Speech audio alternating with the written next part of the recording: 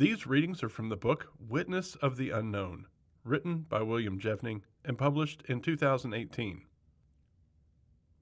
This account is entitled Hunting in Minnesota. My name is Bob, and I live in Minnesota. In October of 2008, I had an experience while out bow hunting for white-tailed deer. What I experienced, I could only hear. I never saw what was making the noise. The noise alone scared the life out of me, and I carried an AR-15 while bow hunting the rest of the year. I don't know if it was a Sasquatch or even if they live in this area. This occurred in early October of 2008 while bow hunting about 20 miles south of Wadena, Minnesota. I'd chosen a section of field that requires about a half-mile hike to reach it because nobody ever really goes back there. And when I had, I found a heavily used game trail. About 40 years ago, this field was used for grain and corn, but now is fallow and only used for hay on occasion. I was hunting the north end of the field, which is only about 70 or 80 yards across, but extends for several hundred yards to the south. The temperature was in the low 60s, and it had been beautiful and sunny all day. I was in a tree stand facing west and saw a buck enter the field from the western wood line and begin making its way across the field towards me. It was standing in some tall grass at 40 yards, and I decided to shoot. I shot, and almost immediately felt that I had missed. I flinched. The buck ran into the woods on the east side of the field and appeared uninjured. I have a personal policy of always searching for blood if I shoot at an animal to make sure I'm being a responsible hunter and not leaving game in the field. I climbed out of the tree stand just before dark. It was the time of dusk where the woods are too dark to see, but you still have enough light to see in the fields.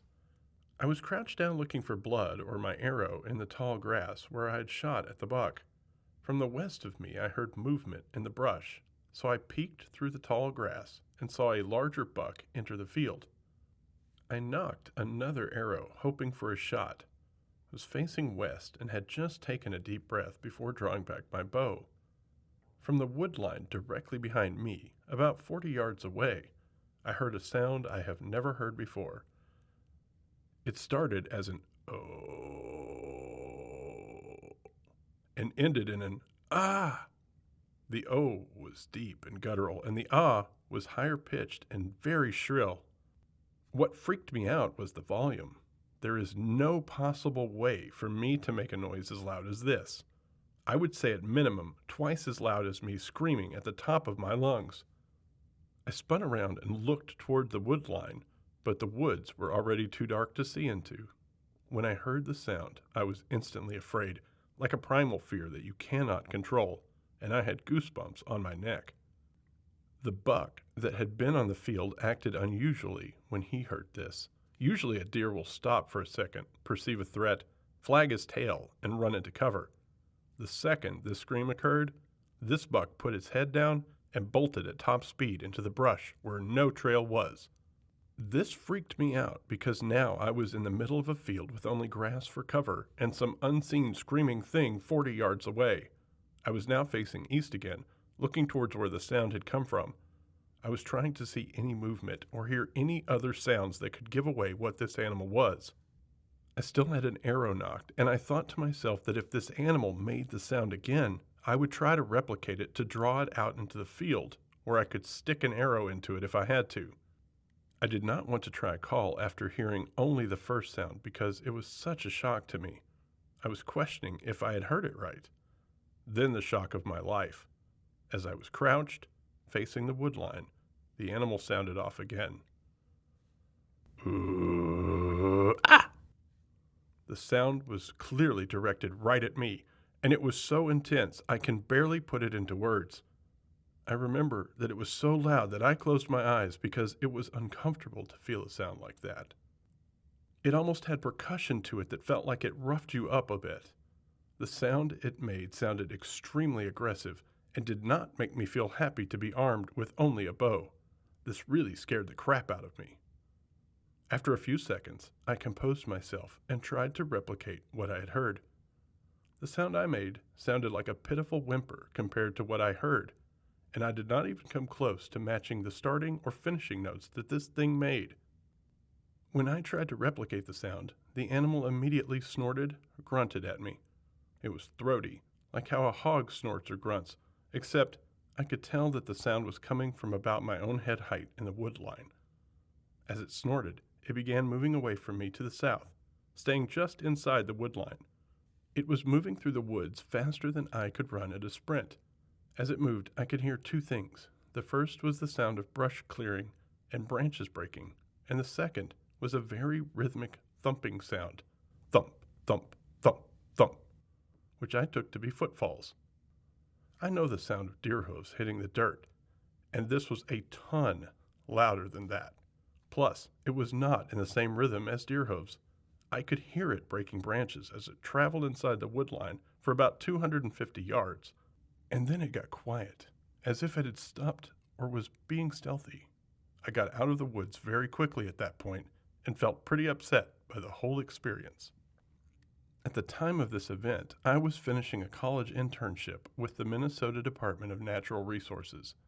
I told the story to a game warden I knew, and he jokingly said it was Bigfoot, but then said I probably just heard a fox. I have tried to talk to a few people about this, and everybody just pokes fun at me and asks if it was Bigfoot. The truth is, I don't know what it was, and would really love some closure on that night. This was absolutely not a snort wheeze made by a deer. It was not a coyote or a wolf howling at me. I have looked up fox calls and have not found what I heard that night. Also, I don't think a fox makes noises 6 feet in the air and makes heavy footfalls. This was not a cougar roar. I ran into one on a different occasion and can firmly say this was not a cougar roar. It screamed the loudest of any animal I have ever heard in the wild, hands down. The buck was terrified. The sound seemed to be coming from about head height. It screamed and grunted and sounded aggressive. This account is entitled Michigan Encounter. The first encounter happened with my father when he was a child. I believe it was around 1977 or 78 in Barrington, Michigan. My grandparents had gotten a small house and lived outside of town. My father was the middle child of 5, 2 sisters and 2 brothers. They used a camper as a chicken coop and had a massive, and I mean massive, guard dog.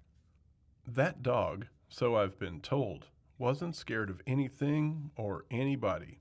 It had a large chain attached to the camper to protect the chickens. Anyways, this night my grandfather wasn't home. He was out at work, driving his large 18-wheeler. It was pitch black outside, and my father and his siblings were all in bed, and my grandmother was out in the living room. My uncle claims he felt something wasn't right. He just felt very, very scared. When out of nowhere, everyone smelled a horrible skunk-like odor, and the dog went berserk. The dog was barking up a storm and just went crazy. My grandmother said she believed there was a bear outside and didn't want to go outside, but the dog was acting extremely aggressive, unnaturally so. About 7 minutes or so after the dog had started barking, this massive, loud, bone-shattering cry woke all the kids up and scared the life out of my grandmother. It's hard to describe this sound. According to my father and his siblings, it was like a semi-roar that was deep at first but got higher in pitch, a sound no human could make, and it was so very long, vocally speaking. The dog was so scared that it yelped and went under the camper. There was a dead silence, but everyone allegedly heard the dog's chain being forced against the concrete or the ground, as if being pulled out from under the camper. My uncle heard a loud commotion and got out of bed to go see what was going on. He claims he saw red eyes in the light looking at him, and it scared him so bad that he instantly hid under the bed. My aunt and grandmother also saw red eyes in the light, and it equally terrified them. The next morning, the family went outside to look around, and what they saw really tore them up. The dog was gone. All that was left was the skin of its back, and all of the chickens were gone too. The only way to get inside the coop, though, was to go under the camper where the latch was, and the dog was in front of it. Something crawled under the camper, forced open the latch and stole all of the chickens.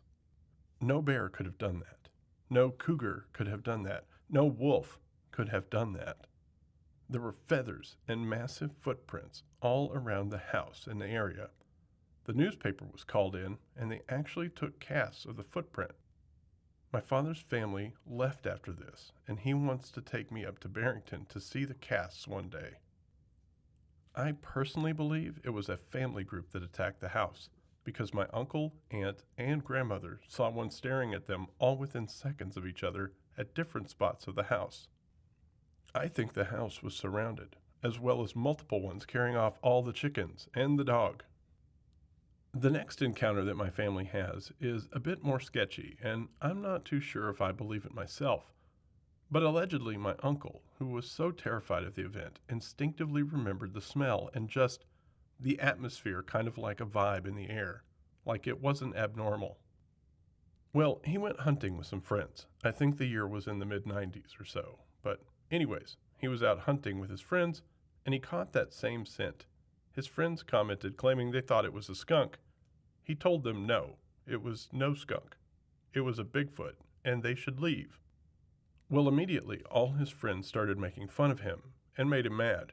So he told them, all right, you just wait and see tomorrow morning. Something will come up. Well, the next morning, according to his story, some miles away, I think it was about 5 miles or so, something had carried a cow over a 6-foot fence and tore it open and took some organs out of it and left the carcass behind.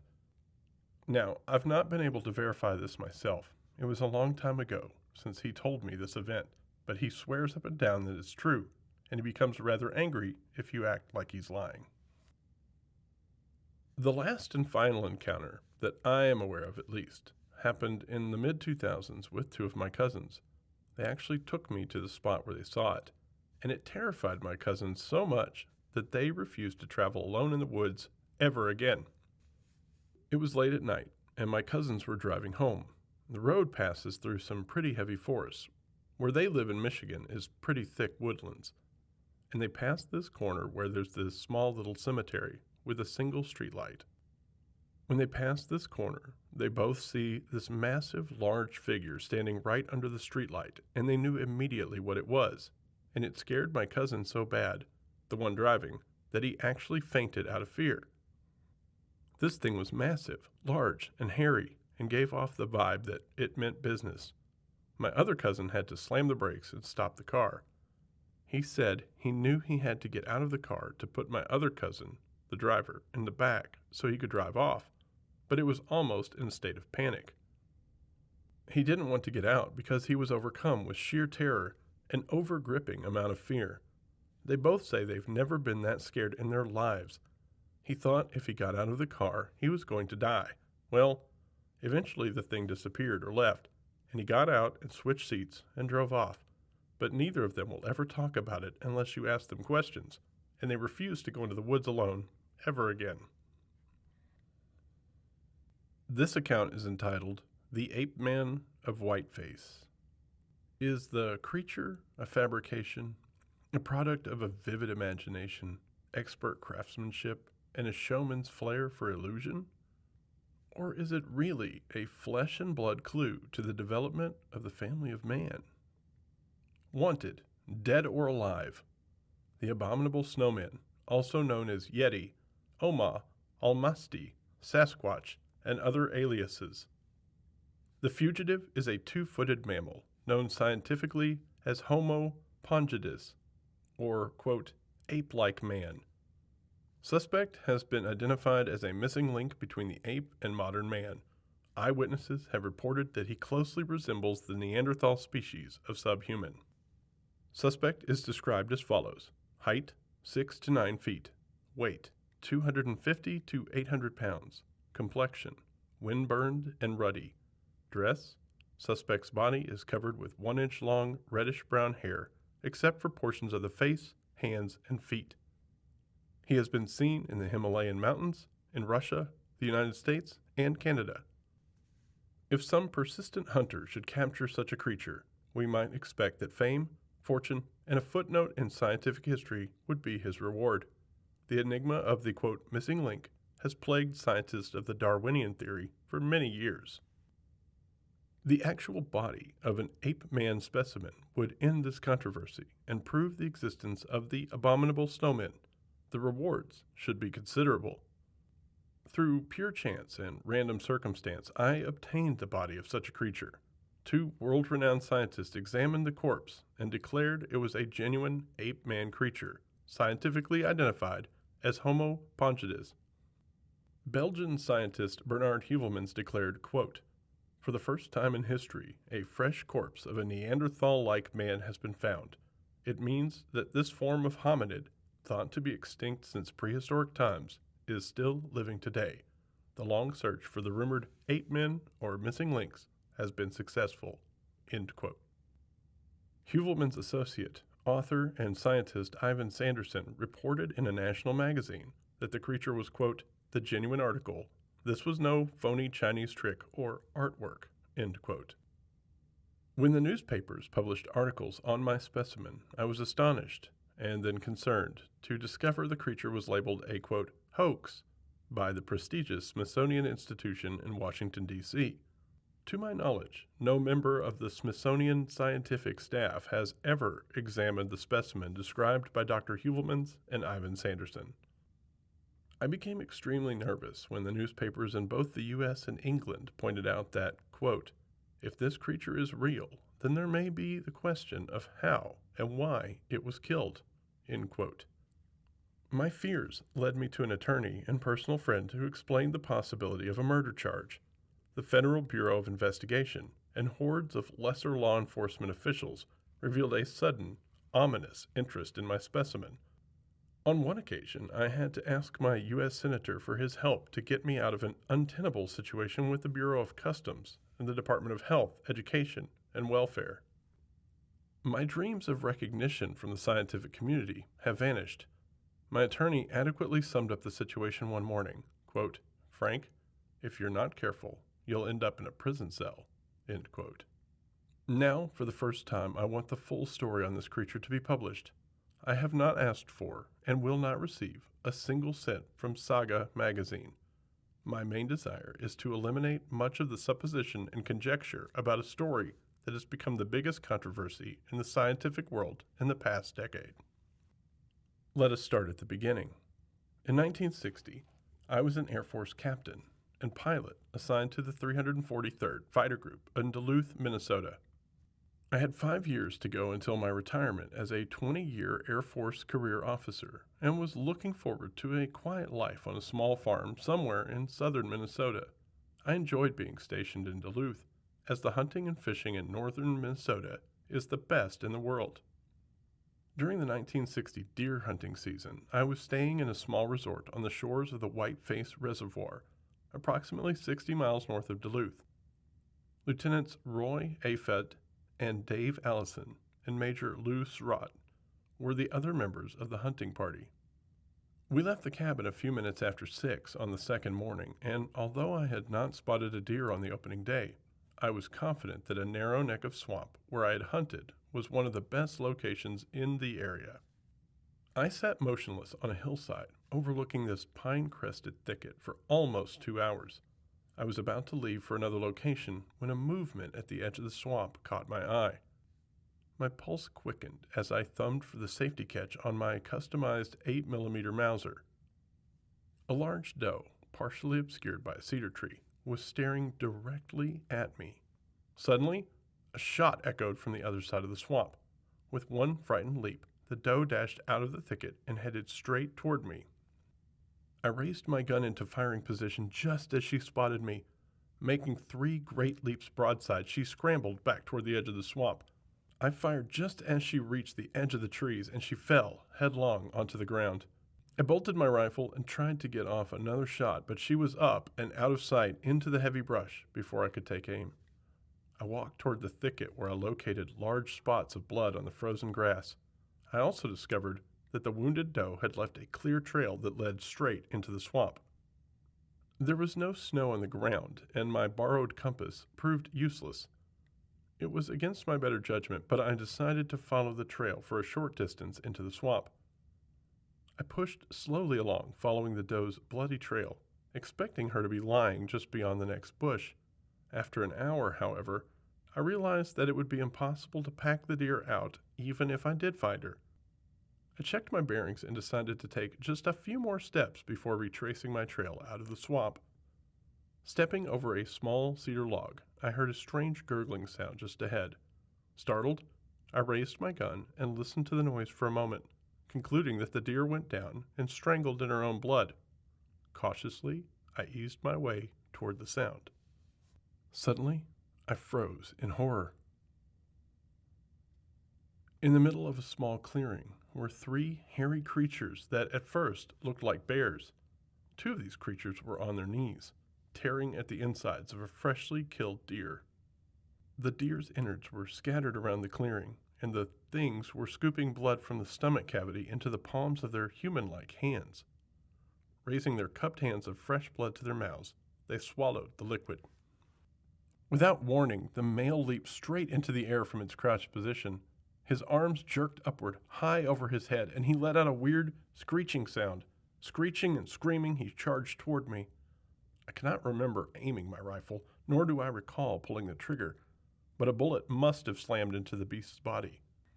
As blood spurted from his face, the huge creature staggered, seemingly stunned by this unexpected happening. I do not recall ejecting my spent shell, nor do I recall firing my rifle again. In many sweat-drenched nightmares, however, I have vividly envisioned the blood-covered face lying on the ground beside the mutilated deer. I have absolutely no recollection of ever seeing the other 2 creatures again. They seemed to have vanished into thin air. Blind with fear, I started to run. I dashed over the swampy terrain, not knowing or caring in which direction I ran. My only thought was to get away from those horrible things. I stumbled, fell, picked myself up, and fell again. I thought they were right behind me. Finally, I fell onto the frozen marshland, completely exhausted, not caring if the creatures caught me. I lay there, waiting for the attack. I have no recollection of time, and perhaps my mind blanked out. When I regained composure, there was only the natural silence of the swampland. I wondered if I hadn't fallen asleep and dreamed the whole thing. Regardless, I knew I must find my way out of the swamp. My compass, which I had borrowed from Major Surratt, was next to worthless. I raised my rifle and fired the 3 rapid shots that signal a hunter is in trouble. Nothing happened. I reloaded my rifle and fired again. This time, returning shots echoed in the distance. I moved in the direction of the shots, but stopped periodically and listened intently for some familiar sound. After traveling a considerable distance, I finally heard someone calling to me.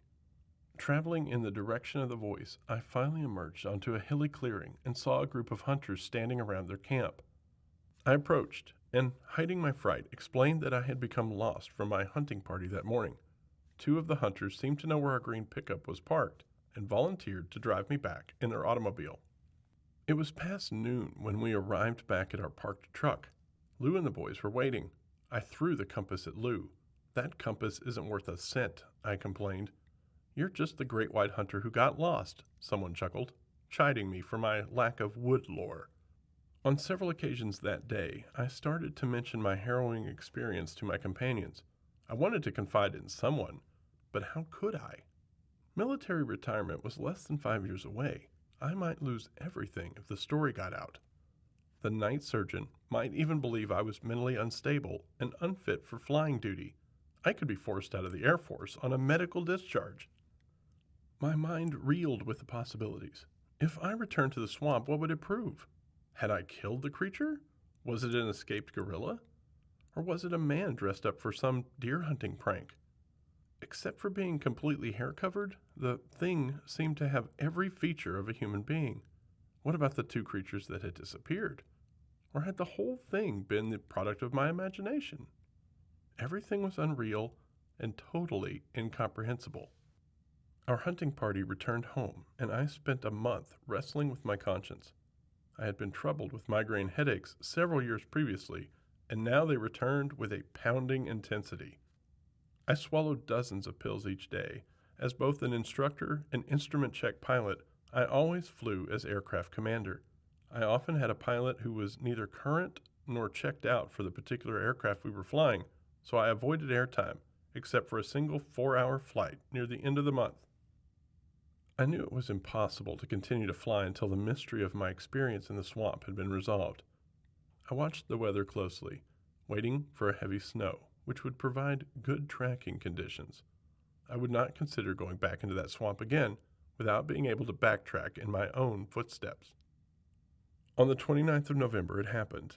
The weather reported 5 inches of fresh snow in the Whiteface area. On Friday, December 2nd, a warm front moved in, and the snow was slowly melting, making ideal tracking conditions. By now, I had formed a plan. The following day, I took my automatic shotgun, several rounds of double-aught buckshot, hooked my swamp buggy to the back of my pickup, and with Mike, my faithful dog, headed north to Whiteface Reservoir. Passing Ranta's Resort, I proceeded to the east side of the lake. After the bug was unhooked and the chains installed on the huge DC-3 aircraft tires, I headed down the old logging trail, looking for the area where we had parked our truck during the hunting season. Mike was trembling with anticipation, and I was shaking with fear. Any mishap could be disastrous. It seemed doubtful that any other human would enter this portion of the woods for the rest of the winter. I was also aware of the possibility of encountering one or more of the things, and not knowing what to expect created a fear that almost caused me to turn back. The bug ran beautifully as I inched through the soft snow, so I turned my attention to searching for a familiar landmark. After making several lucky guesses at Y's in the trail, I suddenly recognized the small clearing where the truck had been parked. Again, almost uncontrollable fear gripped me as I parked the bug. My heart raced wildly as I pulled my shotgun from the rack and headed for my old stand overlooking the swamp. The old trail that had been taken by the wounded doe was covered with snow, so I inched in a general direction toward the scene. It was difficult to walk, as small logs covered with snow acted as built-in obstacles. I was constantly on the alert for tracks in the melting snow. Once I fell across a snow-covered log and remained there to rest for a few minutes. Mike, working in his usual circle, jumped a browsing deer that came crashing through the thicket. My heart leaped into my throat. I was ready to run when Mike started to dig at the body under the snow. I realized then that the events of this horrible day a month earlier had been real. I staggered to my feet, called Mike to my side, and spent several minutes staring at the huge, hairy body. Finally, I brushed the snow away from the head and noticed that one eye seemed to be completely missing, but there was so much frozen blood, it was impossible to tell for sure. The face was not covered with hair, but the neck, shoulders, and stomach were caked with frozen blood. The creature's left arm was twisted under the body, but I compared the right hand with my own. This hand appeared identical to mine, except it was twice as large. As I was inspecting the creature, my fears suddenly vanished. I was now convinced I had not killed a true human being, but something similar to a man, perhaps some freak of nature. Maybe it was a mutant of some type. I examined the poor creature and realized it was in a perfect state of preservation. I also noticed that the dead deer had been completely devoured by the predators. Why hadn't these predatory animals eaten the flesh of the hairy thing? There was indeed a mystery surrounding this freak. I decided that the creature should not be left in the swamp. I was still concerned with the scandal that could jeopardize my retirement from the Air Force. It was impossible to dig a grave in the frozen earth. If the creature was left in the swamp, a wandering hunter might stumble over the body in the spring. An investigation by law officers might lead the authorities to me. There was only one thing to do. I left the swamp buggy concealed in the woods and went back to Duluth with my pickup. I told my wife that the bug had become stuck, and I had to have a pick, shovel, axe, and chainsaw. I returned to the swamp the following day and inched the bug back into the brush, cutting a trail as I went. Using an ice chisel from the truck, I chopped the creature's body from the frozen earth. Loading that hulk onto the rear platform of my swamp buggy was one of the most difficult experiences of my life. The body was rough, dead weight, and was frozen solid. Finally, the icy form was laid out on the platform, and I snugged it down with cargo straps that were standard equipment in the bug. When I reached the pickup, I struggled to transfer the monstrous form to the truck bed. Again, the nylon straps were indispensable. It was after dark when I pulled up to my home in the suburban military housing area of Duluth. My wife, Irene, was almost hysterical when she saw the gigantic corpse. I was now beginning to accept the creature, and finally, I convinced her of the seriousness of my experience. "What do you plan to do with the thing?" she asked, fearfully staring at the ape-like form. "I can't dig a grave. The ground is frozen solid," I explained. "Maybe we can keep it in the freezer until spring?" We had just purchased a large food freezer 2 weeks earlier. "But the freezer is full of meat," Irene protested. "Then we'll have to give the meat away," I answered. "My retirement is more important than a few dollars worth of meat." She finally agreed to my plan. Like many military wives, she was accustomed to adjusting to unforeseen and unpredictable circumstances. We put our 3 children to bed, waited until they were asleep, and then, with the use of the straps, dragged the carcass of the creature into the basement. "We'd better keep the thing covered," Irene said as she went upstairs for an old army blanket. "I'll keep the kids out of the basement and clean out the freezer." When I returned home after duty on Monday, I discovered my wife had cleaned out the freezer as she had promised. However, she was almost hysterical over the thought of having that horrible thing in the basement. "I don't know what it is," she confided, "but it smells terrible and the odor is all over the house." Despite the stench, we entered the basement and bent the creature's arms and legs so that it would fit into the freezer. Either the body was still frozen or rigor mortis had set in. It was an extremely difficult task, and we both breathed easier when the creature was completely in and the top securely fastened. We washed our hands several times and placed our clothes in the washer to soak. Later that night, we opened the basement windows for a thorough airing. "Let's not tell a single person about this," I cautioned my wife. "We'll just leave it there until spring." The creature remained in our food freezer for almost a month. Then my curiosity drew me into the basement. Man or animal? A mutant human or a cross between the ape and man family? There were 100 different explanations. I opened the freezer and discovered the creature's body was dehydrating. Certain parts of the body looked like pieces of dried up meat. I went back upstairs and told Irene of the dilemma. "If we bury it in the spring, it won't make any difference," I said, "but if we learn what it is and decide to keep it, then it should be properly preserved. I don't know how to keep it from drying out." My wife thought for a moment. "Remember those Canadian lake trout that we kept for 2 years? We froze them in ice water and they stayed fresh. Perhaps the thing could be preserved that way. It's worth a try." We started by pouring 20 gallons of ice water into the freezer each day. The job was completed within a weekend, and our incredible secret was now encased in a solid block of ice, safe from prying eyes and freezer burn. To make certain that no one could open the freezer, the door was locked, and I kept the only key. When the spring thaw arrived, I was faced with another dilemma. It would require several days to melt the ice around the creature's body, and in the process, the basement of our home would be filled with an odorous stench. I was also concerned about the danger of burying the thing. A passerby might see me digging a grave and alert the police. Transporting the body from my home to a gravesite was equally dangerous. I envisioned a traffic accident with the smelly creature tossed out on the pavement and a police officer staring at me as I fumbled for some rational explanation. My wife was now accustomed to having the creature in the freezer, so I decided to leave it in the basement and not press our luck. In the summer of 1961, we purchased a farm near Rolling Stone, Minnesota, in preparation for my retirement. We agreed that the family would move to the farm at that time, and I would commute on weekends. I could not risk allowing a moving company to transfer our freezer, so I rented a U-Haul truck and moved all of our furniture by myself. Friends helped skid the heavy, meat-packed freezer out of the basement and into the truck. A couple of fellows asked why I didn't remove the meat first, but I explained that I wanted to keep it cold inside for the long trip to the farm. Besides, I couldn't seem to locate the key in all the confusion of moving. The trip from Duluth to Rolling Stone took 7 hours, and the top layer of ice had started to melt. Friends and relatives again assisted in unloading the furniture and skidding the heavy freezer into the basement. I breathed easier when it was safely situated in the utility room of our remote farm home. I could not get by until retirement without fear of exposure. I was concerned that a power failure might occur, so I purchased a standby generator to cope with such an emergency. It was also gratifying to know that it could now be buried at any time in our back 40 without fear of being seen. In November 1965, I retired from the Air Force after completing 20 years of active service.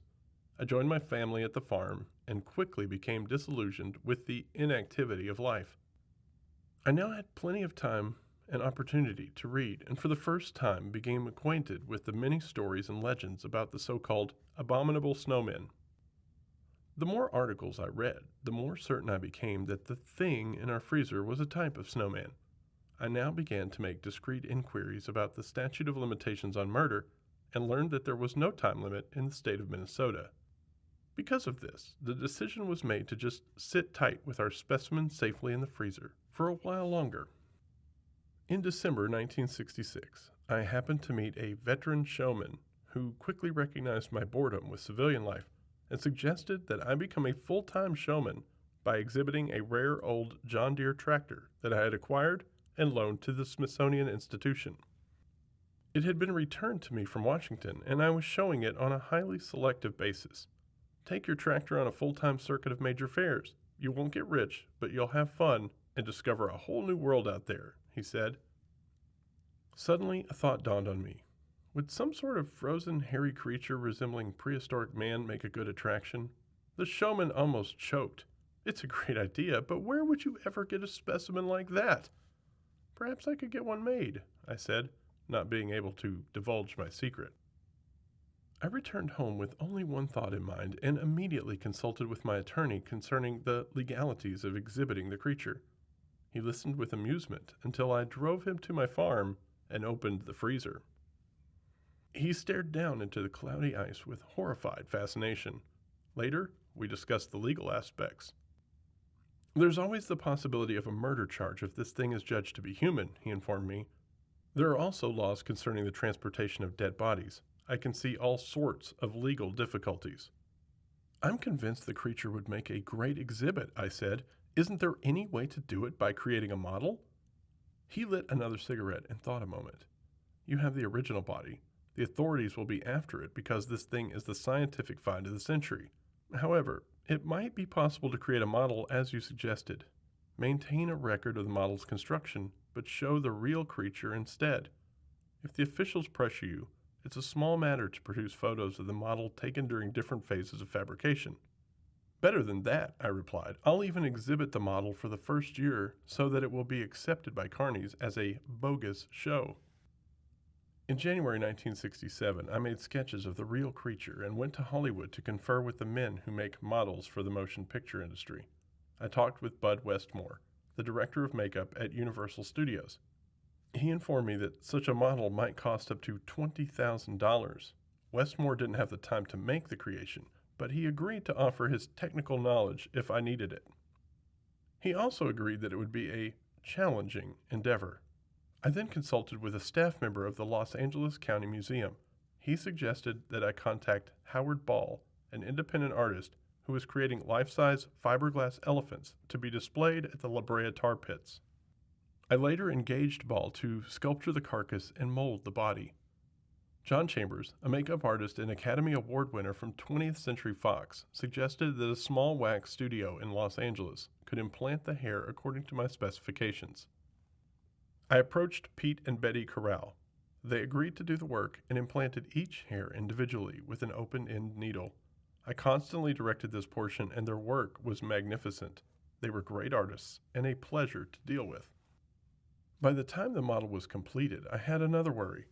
There was no guarantee that any exhibit would make money on the fair circuit, yet I had spent several $1,000s, some of it borrowed, to obtain the model. Despite my misgivings, I enlisted the aid of a friend in Pasadena, and we added the finishing touches to make it look as close to the specimen in my freezer as possible.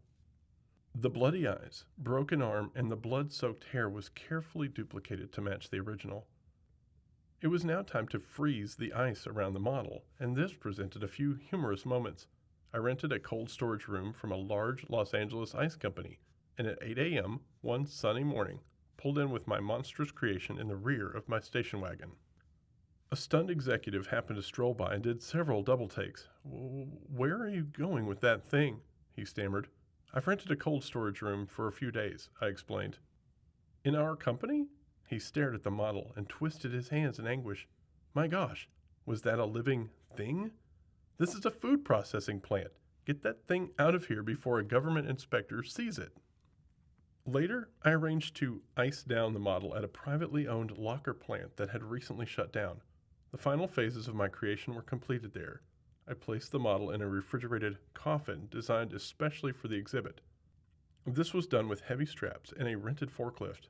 The coffin was transported in a special show trailer to Los Banos, California, arriving just in time for its debut with the West Coast shows.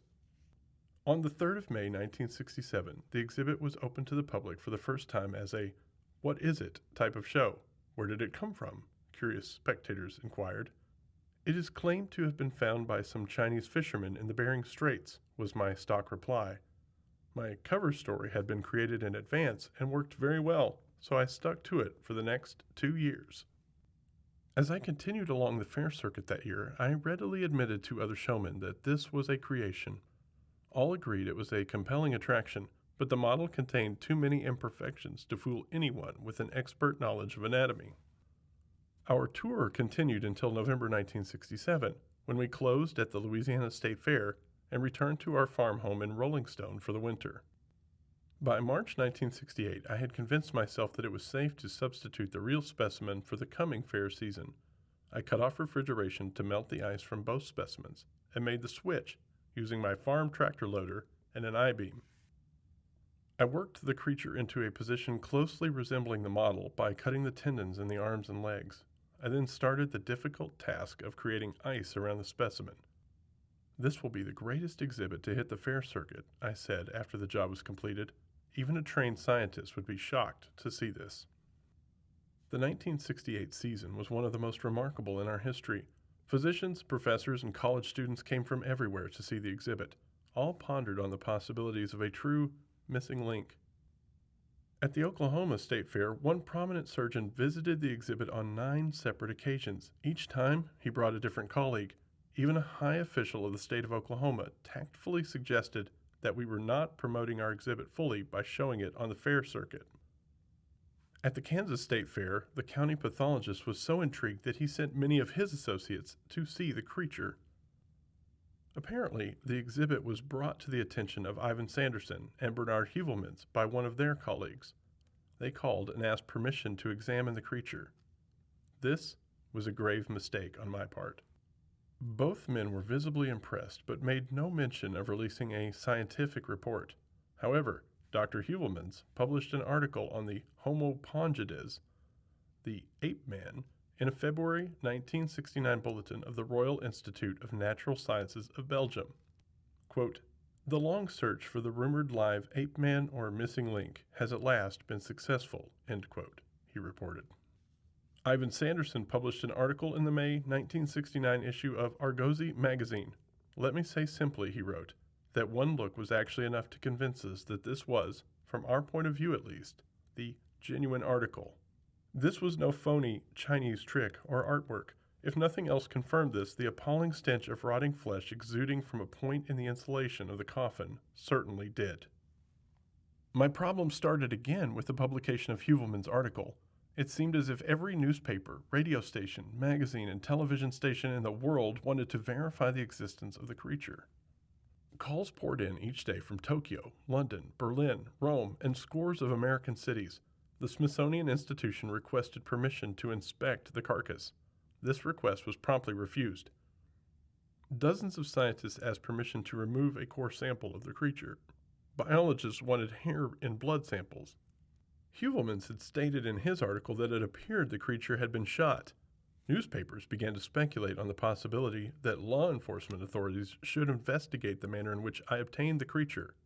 Quote, "If the body is that of a human being, there is the question of who shot him and whether any crime was committed," end quote, an article in the Detroit News reported. With these events swarming into my life, I became a regular visitor to my attorney's office. His advice was clear-cut and direct.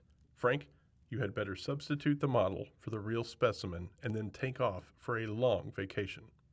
This sounded like good advice, so I made arrangements to make the transfer in a cold storage warehouse. The original specimen was put into a refrigerated van and sped to a hiding place away from the Midwest. refreezing the model took several days, and it was during this period that newspapers carried accounts of both me and the creature vanishing. During the past few months, I have been pressed for the conditions or circumstances under which I would consider giving the specimen up for scientific evaluation. 2 conditions must be met before I would even consider such an action. 1, a statement of complete amnesty for any possible violation of federal laws. 2, a statement of complete amnesty for any possible violation of state and local laws where the specimen was transported or exhibited during the 1968 fair season. There will surely be skeptics that will brand this story a complete fabrication. Possibly it is. I am not under oath, and should the situation dictate, I will deny every word of it. But then, no one can be completely certain unless my conditions of amnesty are met. In the meantime, I will continue to exhibit a hairy specimen that I have publicly acknowledged to be a fabricated illusion, and leave the final judgment to the viewers. If one should detect a rotting odor coming from a corner of the coffin, it is only your imagination. A new seal has been placed under the glass, and the coffin is airtight. This concludes these accounts from Witness of the Unknown.